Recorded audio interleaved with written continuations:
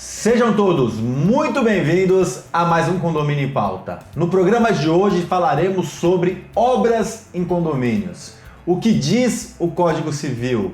O que diz a ABNT? Quais são os problemas? Como lidar com esses problemas? O programa hoje está especial e temos também dois convidados especiais, dois síndicos profissionais, um deles advogado. Então, vem com a gente, vem comigo.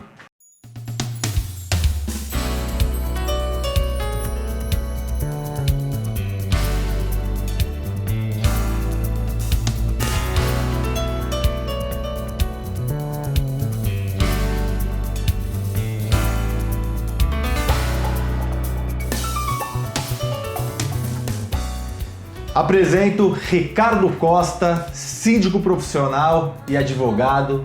Seja muito bem-vindo ao programa novamente, Ricardo. Obrigado, Ricardo, mais uma vez pelo convite de eu estar aqui, podendo contribuir para esse nosso ofício que vem crescendo muito em nosso país. Exatamente, prazer ter você aqui com a gente.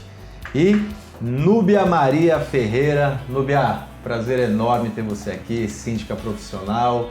Eu te disse, né, e eu digo aos internautas, eu estou morrendo de saudade desse lugar que eu me formei, que eu me qualifiquei, então é um prazer gigante estar aqui, um prazer enorme na frente de dois Ricardos. De dois Ricardos. Aí eu vou esclarecer para quem está nos assistindo, o estúdio hoje fica onde era a antiga sala de aula da Gabor RH, por isso que a Núbia falou que fez os cursos aqui e quando ela entrou, ela acabou se emocionando de saudade. Exatamente. Ricardo, o que diz o Código Civil sobre obras, o que diz o artigo 1341? O 1341, ele vem regular, em parte, a questão dos condomínios com relação às obras, né? Nós temos lá obras voluptuárias, né? Obras necessárias, não é, colega? E onde o síndico e os condôminos devem se atentar àquilo que é mais urgente, o que é menos urgente em obras dentro de um condomínio. Quando a obra for menos urgente, o síndico deverá consultar uma assembleia. Marca uma assembleia, chama os condôminos para participarem a nível de necessidade real daquela obra, o valor daquela obra, né? E assim em diante. Agora, nós temos aquelas obras onde são de maior necessidade, devem ser praticadas de forma mais célere, onde o síndico de ofício poderá decidir, mas sempre comunicando ao condomínio através de uma assembleia. Acho que é importante citar que o Código Civil ele permite até um condômino quando poder realizar uma obra emergencial. Se o síndico não mandar fazer, tem um cano, por exemplo, vazando, ele pode pedir para realizar aquela obra e leva para uma assembleia para a restituição financeira dele e para conhecimento de todos. Perfeito. Então, acho que isso é importante. Na prática, no dia a dia do condomínio, o pessoal tem um pouco de dificuldade de entender isso, né? Com qual classificação tá? Porque mesmo o Código Civil, ele não é tão claro em algumas coisas porque vai mexer com quórum, né? Sim. Com que quórum precisa, é necessário um quórum qualificado. Como que você vive esse dia a dia ali nos condomínios? Na prática, não é nada brincadeira, não é nada fácil. Se a legislação já não é absolutamente clara e ela própria não traz muitos exemplos, né, do dia a dia, se a legislação já não dá essa clareza, para efetuá-las na prática é ainda mais difícil. Então, um exemplo simples, estourou um cano e precisa ser consertado e o síndico ele é irresponsável e ele não está ali, o condômino pode assumir e faz aquela obra e leva para a assembleia depois e ele é reembolsado. Isso é muito claro, quebrou um cano, precisamos consertá-lo. Mas, e aquela árvore no jardim, aquela planta no jardim que está com um problema ali, que está com um cupim, que está corroendo por baixo? E o seu jardineiro diz, olha, você tem que cortar aquela planta do jardim. Isso é um perigo também. Isso é útil?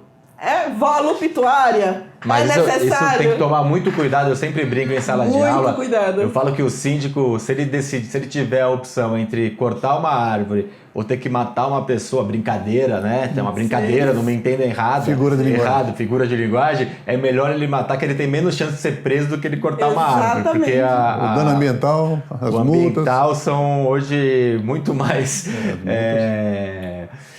olhos muito mais atentos, é um crime que a gente tem visto muitos síndicos serem levados à delegacia por conta disso.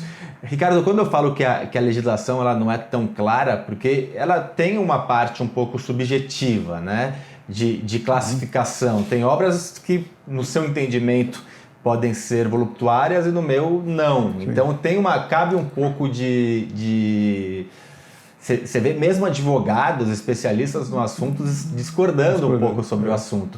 Como lidar com essa situação quando acontece no condomínio? Ricardo, voltando um pouquinho à questão do condômino que pode mandar fazer uma obra, no caso de inércia do síndico, a legislação fala que acerca do valor. Mas a legislação não fala especificamente qual o valor do teto X, do mínimo X ao teto X. O Código Civil é omisso nesse sentido. Sim. Entendeu? Algumas convenções estipulam o valor, mas a maioria não estipula.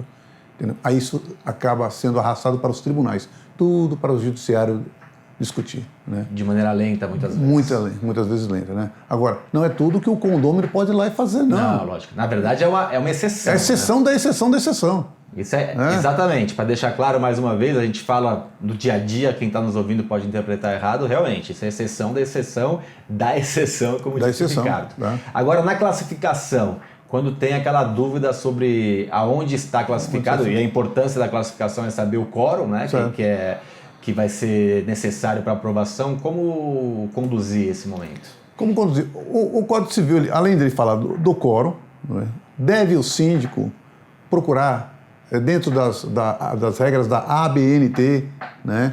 16280 também. 16280, né? Onde se enquadra, dentro das regras da ABNT, aquela demanda necessária para o condomínio. Onde que se enquadra? Né? Ele encontrando isso daí, ele vai criar um relatório e vai enviar para os condôminos através de uma assembleia.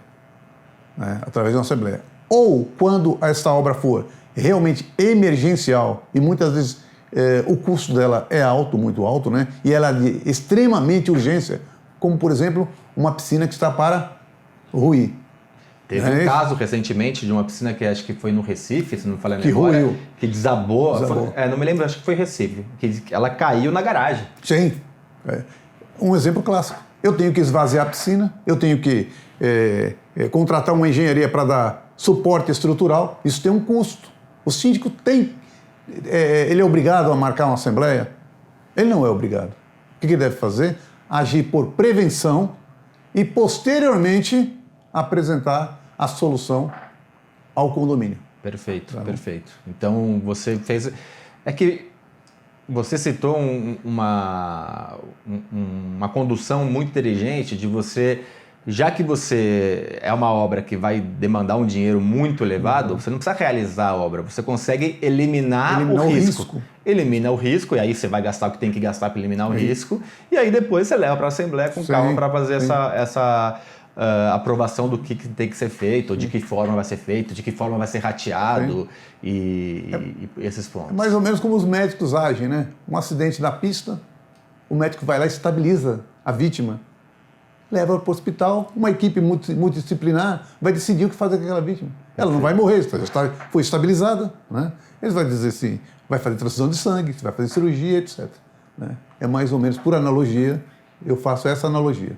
Tá? Nubia, a norma regulamentadora, a norma da BNT, 16280, ela fala também das unidades autônomas, né? Sim. E geralmente isso é uma dor de cabeça porque tem condômino que não cumpre com a documentação necessária a ser entregue para o síndico.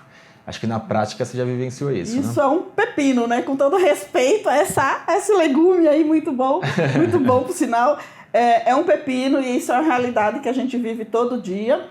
Eu só vou fazer, antes de te responder, Lógico, eu vou fazer um acréscimo aqui ao que o Ricardo muito bem pontuou, na questão dos quórums e na questão da prevenção. Então, a prevenção, eu acho que ela é essencial para que você mantenha até uma clareza daquilo do que é necessário, voluptuário e útil.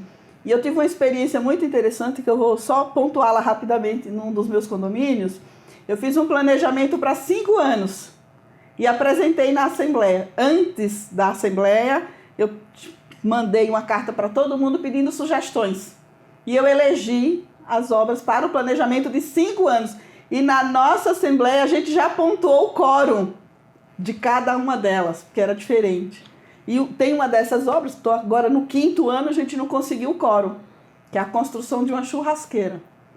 E aí eu estou mandando uma carta para todos os condôminos dizendo, olha, vocês precisam autorizar por escrito, porque está vencendo o planejamento e a gente precisa finalizar essa obra. Então, isso é uma medida boa, que eu acho, para os síndicos, no momento do planejamento, que é apresentar para a Assembleia, já coloca o quórum. E agora, exatamente, isso é muito bom. E agora a gente tem um outro ponto que com as assembleias virtuais, né, a gente consegue ter um espaçamento, né? Porque a questão de assembleia em aberto era muito discutível, né? A maioria dos advogados diziam que não era muito indicado.